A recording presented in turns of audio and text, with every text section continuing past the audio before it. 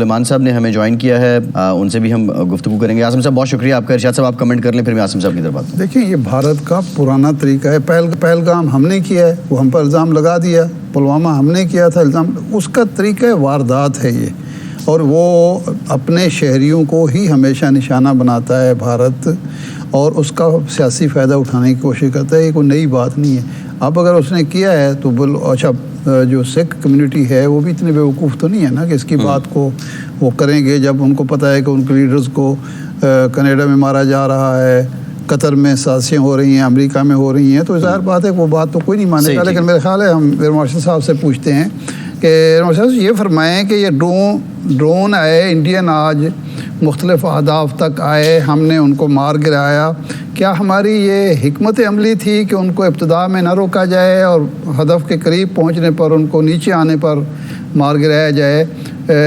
تو یہ کیا ٹیکنیکلی کیا چیزیں ہیں؟ دیکھیے جی، یہ جو جب آپ کی انکلوژن ہوتی ہے ایئر اسپیس کی، تو بیسک چیز تو یہ ہے کہ وہ انہوں نے آپ کی ساورنٹی کے کو توڑا ہے، اور یہ ایک چیز ٹھیک نہیں ہے۔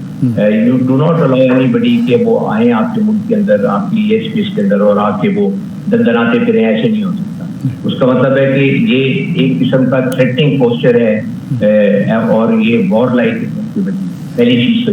دوسری بات یہ ہے کہ جی ایئر ڈیفینس کا رول یہ ہوتا ہے کہ آپ کی سرحد پار کرتے ہی جو ہی وہ آپ کو انٹر کرتا ہے آپ کی ایئر اسپیس کے اندر، تو اس کو گرا دیا جانا چاہیے۔ تو ایسی کوئی بھی جو ہے جو ٹیکٹیکل پالیسی یا کوئی پروسیجر یا رول آف انگیجمنٹ ایسا نہیں ہوتا کہ وہ دشمن کو آپ کی ٹیریٹری میں آنے دے اور پھر وہ آپ کو یہ اجازت دے دے کہ آپ اپنا ہدف پورا کر لیں۔ کیونکہ آج کل تو جی سرویلنس کی بڑے ایڈوانس میتھڈز ہیں، اور انٹیلیجنس گیدرنگ کے بڑے سینسرز ہوتے ہیں۔ جب آپ انٹر کرتے ہیں ایک ٹیریٹری کے اندر، تو اس کا مطلب ہے کہ آپ اس کی ساری ریکانیسنس کر رہے ہیں، آپ اس کے جو ہے سینسرز کی جو ایمیشنز ہیں جو اس کو آپ ریکارڈ کر رہے ہیں، اور پھر یہ ڈیٹا لنک وغیرہ کی وجہ سے یہ جو آپ کے یو اے ویز ہوتے ہیں، یہ پیچھے اپنے جو گراؤنڈ اسٹیشنز ہیں اس کے اندر جتنی ریکوائرڈ انفارمیشن ہے وہ بھیج دیتے ہیں۔ اور یہ بالکل اسی طرح ہے جس طرح CCTV کیمراز لگے ہوئے ہوتے ہیں۔ اگر کسی گھر میں کچھ چوری ووری ہوتی ہے اور وہ وہاں پہ واردات ڈال کے چلے جاتے ہیں۔ صحیح ہے۔ اچھا یہ جو عاصم صاحب آپ سے یہ بھی جاننا چاہیں گے، CNN نے رپورٹ کیا کہ جو 6 اور 7 مئی کی شب لڑائی ہوئی پاک فضائیہ اور بھارتی فضائیہ کے بیچ، وہ دنیا کی تاریخ کی طویل ترین لڑائیوں میں شمار ہوتی ہے۔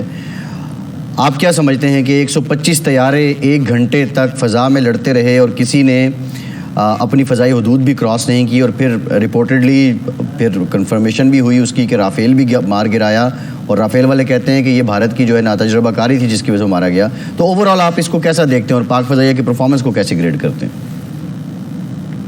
دیکھیے جی، پہلی تو چیز یہ ہے سمجھتے ہیں کہ پاک فضائیہ جو ہے وہ اس وقت ایک بہت ماڈرن اور نیکسٹ جنریشن ایئر فورس، جو ہمارے پاس اکوپمنٹ ہے، جو ہماری کیپیبلٹی ہے، وہ بہت اچھی ہے اور بہت مضبوط ہے۔ اس ہماری کیپیبلٹی کی وجہ سے ہی ہمیں نیکسٹ جنریشن ایئر فورس کا خطاب بھی ملا ہوا ہے کہ ہم لوگ بھی ان ایئر فورسز میں ہیں جو نیکسٹ جنریشن ایئر فورسز ہیں، اور ان کی کیپیبلٹی بہت اعلیٰ ہے۔ پہلی چیز تو یہ ہے۔ دوسری چیز یہ ہے کہ آپ آج کل کی جو ایئر کامبیٹ ہوتی ہے اس کے اندر جو سب سے امپورٹنٹ چیز ہوتی ہے وہ آپ کی فرسٹ شوٹ کیپیبلٹی ہوتی ہے۔ فرسٹ شوٹ کیپیبلٹی کا مطلب یہ ہے کہ آپ دشمن کو اپنے ریڈار پہ دیکھیں اور اس کے اوپر اپنا میزائل چھوڑیں، اور جب آپ اس پہ میزائل چھوڑتے ہیں تو فرسٹ شوٹ کیپیبلٹی والا جہاز دوسرے جہاز کو مار گراتا ہے، کیونکہ وہ اس کے پاس ابھی اتنی کیپیبلٹی نہیں ہے کہ وہ اس رینج کا میزائل آپ کو مارے۔ تو ہم آؤٹ رینج کرتے ہیں اپنے ایڈورسری کو۔ تو اس وقت پاکستان ایئر فورس کے اندر جو ہمارے پاس فائٹرز ہیں اس میں JF-17 اور J-10 یہ 2 ایسے جہاز ہیں جن کے اوپر PL-15 میزائل لگے ہوئے ہیں، اور یہ PL-15 میزائل جو ہیں ان کی رینج BT اور جو کہ رافیل پہ لگا ہوا ہے اس سے زیادہ ہے۔ اور پھر اس کے بعد اگر آپ اس کا جو ہے تھوڑا انالیسس کریں تو وہ اس طرح ہے کہ جی ہمارے پاس جو J-10 ہے اس کی کیپیبلٹی رافیل سے بہتر ہے، جو آپ کا JF-17 ہے اس کی کیپیبلٹی رافیل سے بہتر ہے، پھر اس کے بعد ہمارا F-16 ہے، ہمارے F-16 کی کیپیبلٹی رافیل کے علاوہ باقی سارے جہازوں سے بھی. تو ہمارے اس کا مطلب یہ ہوا کہ ہمارے پاس JF-17 اور J-10 کے اندر یہ کیپیبلٹی ہے کہ وہ رافیل کو گرا سکے، اور آگے F-16 میں یہ کیپیبلٹی ہے کہ رافیل کے علاوہ وہ باقی سارے جہازوں کو گرا سکتا ہے. وہ شوٹ کیپیبلٹی کی میں بات کر رہا ہوں. اچھا یہ فرمائیں کہ یہ جو لڑائی ہوئی اس کے 5 طیارے مار گئے ہم نے، اب وہ بجائے اس کے کہ خاموش ہوتا رکتا، اس نے ڈرون بھیج کر اور کنٹرول لائن پر جھڑپیں کر کے کیا لڑائی کو وہ بڑھانا چاہتا ہے، ہمیں اشتعال دلا رہا ہے، یا وہ اپنی خفت مٹا رہا ہے جو اس کو 6 اور 7 کے درمیان اٹھانی پڑی؟ جی پہلے تو مجھے آپ اپنے پہلے سوال کا جواب اپنا مکمل کرنے دیں. میں پہلے وہ مکمل کروں گا پھر میں آپ کو اس کا جواب دیتا ہوں. جی پہلی ابھی تو میں نے آپ کو صرف اس کا پریمبل دیا یا اس کا میں نے انٹروڈکشن کرایا آپ کو کہ جی آپ نے جب BVR آپ کے پاس ہوتا ہے تو BVR کی کیا کیپیبلٹیز ہیں ہمارا ورسز دی انجن. پھر اس کے بعد جب آپ کے پاس یہ ایئر کمبیٹ کی کیپیبلٹی ہوتی ہے کہ آپ فرسٹ شوٹ کیپیبلٹی سے BVR سے اپنا دشمن گرانے میں کامیاب ہو سکتے ہیں، اور آپ کے اوپر اسینڈنسی ہے آپ کے پاس اپنے دشمن کے اوپر، تو پھر آپ BVR کی وہ جو ہے جنگ لڑتے ہیں. یہ جو ابھی آپ نے بات کی یہ میرا خیال ہے اور آئی ایم 99% شور کہ دنیا میں کبھی بھی ایک ہی ایئر اسپیس کے اندر 120 سے زیادہ جہاز جو ہے نا وہ ایک دوسرے سے نہیں بڑے ہوں گے. اور BVR پہلی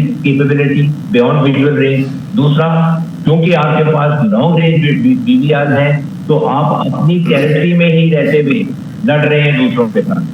تو یہ ایک بہت بڑی چیز ہے اور یہ بہت بڑا فیٹ ہے، اور اس کے اندر میں بہت زیادہ کریڈٹ دوں گا اپنے پائلٹس کو کہ وہ اتنی خطرناک اور اتنی کنجسٹڈ ایئر انوائرمنٹ اور وہ بھی BVR اکوپڈ ایئر کرافٹ کے ساتھ وہاں سے نکلنے میں کامیاب ہوئے بغیر کسی نقصان کے، اور دشمن کو انہوں نے 5 جہازوں کا نقصان پہنچایا. تو یہ بیسکلی پہلے سوال کا تو آپ کا یہ جواب ہے. اب آپ یہ بتائیں گے آپ کا دوسرا سوال کیا تھا؟ کہ یہ جو دوبارہ اس نے آج ڈرون بھیجے ہیں اور خلاف ورزی کر رہا ہے کنٹرول لائن کی، یہ اشتعال ہمیں دلا کے جنگ میں دھکیلنا چاہتا ہے یا کوئی اور مقصد ہے اس کا؟ دیکھیے جی جو پہلی چیز ہے نا وہ یہ ہے کہ انڈین ایئر فورس جو ہے وہ شکست کھا چکی ہے. آپ آج یہ جو ہم نے اس کو چاروں شانے چت کر کے انڈین ایئر فورس کو بتا دیا ہے، اور آج PAF کی وکٹری ہے انڈین ایئر فورس کے اوپر، اور اس کا کریڈٹ ہمارے چیف، ہمارے سارے آفیسرز اور سارے پائلٹس کو جاتا ہے. جی ٹھیک. انہوں نے ایئر فورس یہ تیاری کی اور یہ ایک بڑا خوش اسلوبی سے مشن کیا.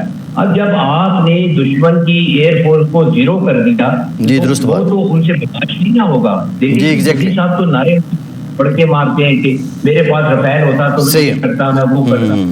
کبھی بھی جس طرح اللہ میاں نے کہا ہے یہ آپ جو ہے نا کبھی بھی شوخی نہیں مارتے، آپ کو اپنے اوقات میں رہنا چاہیے، اور اس کی وجہ سے جو بالکل ٹھیک ہے. بہت درست بات آپ نے کی، بالکل ایسا ہی ہے. عاصم سلیمان صاحب بہت شکریہ آپ کے وقت کا. آپ